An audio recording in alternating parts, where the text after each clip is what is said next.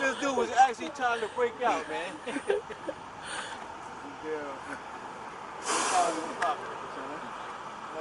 This that other dude, you know, see, that I was talking about. That's, you know, saying that got his weight up on the bar, man, for real.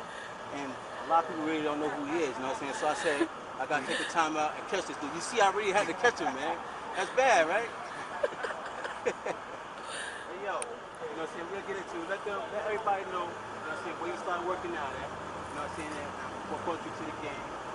And another thing, what brought you exactly to the Bar-Barians? First of all, my name is Andy. What's your AKA, man? Tell me your AKA. Ninja Man, AKA Tuface. Fluctuates, whatever Zeph want to call me that day. But I used to work out weightlifting mainly, you know, through high school.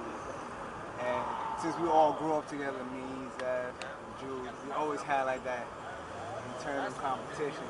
Oh, okay. You know, so it's like I used to be more on the weightlifting at one point.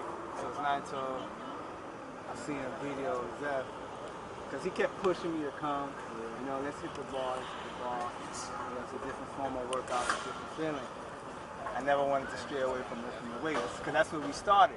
Yeah. You know, we always be in the basement, lifting our mats and everything. I understand about the weight situation. That's me too. I was kind of leery. I was like, you know, one day he came over by the house and he showed me a clip that I put up. From there on then, it was like what, a few years ago.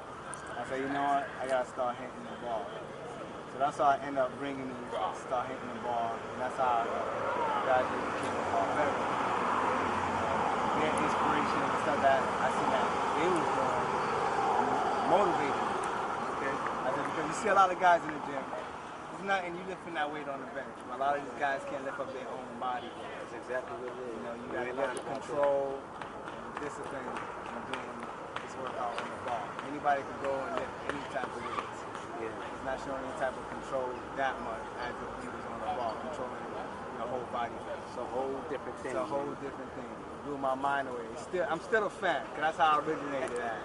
I originated as a fan. So when I see any one of my teammates or any other members of any other team, I sit there and I watch them as if I'm still a fan. It's like I'm watching them for the first time. Still amazed. You know, so you gotta have that in there to keep this going. You don't want to sit there and start looking at people on the bar and it's like you don't have that feeling anymore. Because that's gonna be the end of it. Yeah, I hear that, man. You know? So what is it that you bring to the Bar-Barians? Because everybody brings something. I actually asked everybody that's down with the Bar-Barians that I had an interview with. You know what I'm saying? I asked them that. So what do you bring to the Bar-Barians? I pretty much say I bring the balance. You know, honestly, because you know, some days I feel like I'm slacking off, and some other days I feel like I'm Superman. So like I bring the balance in between, like you see how the level that Zeph is on, and how everybody's level in the crew is. So it's like I kind of maintain the balance between everybody. You know, I try to motivate everybody so we could feed off of each other with that energy, that positive energy. And also at times I be the jokester.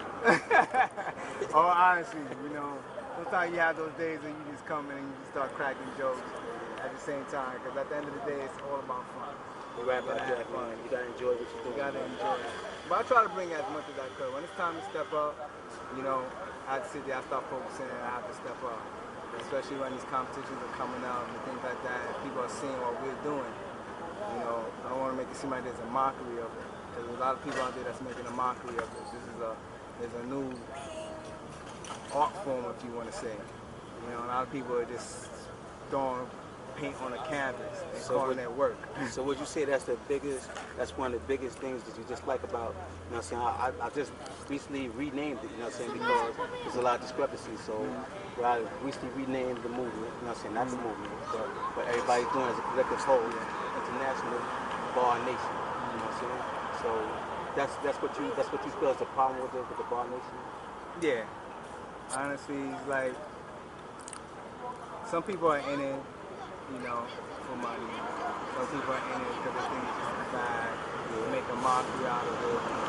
Whether we make profit off this or not, we will still be in the park working out. That's right. You know, and it seems like that's the biggest problem that's going on. I don't sit there on YouTube because, you know, everybody got their own personal life, the timing, to sit there and watch everything that goes on. But I hear from my team members and everybody else and some of the stuff that people are putting out there. And it's like, as an individual who is not related to this or informed of what's going on, you could just end up clicking on somebody who are basically making a mockery of what we're doing and think that's what this whole movement or all form is about. It's not. You know, so it's like guys gotta really sit there and think about why they entering this, you know, before they wanna just go out there and just feel like they could do whatever they want and make a mockery of what we trying to do. Because this thing is limitless. I agree with that, man. You know, it's real limitless.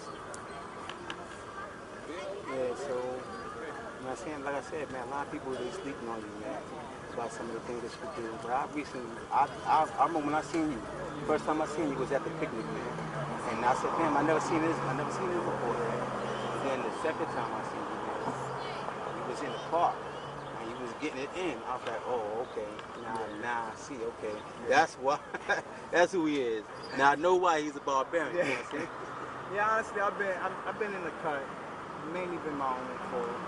You know, I was going hard at one time.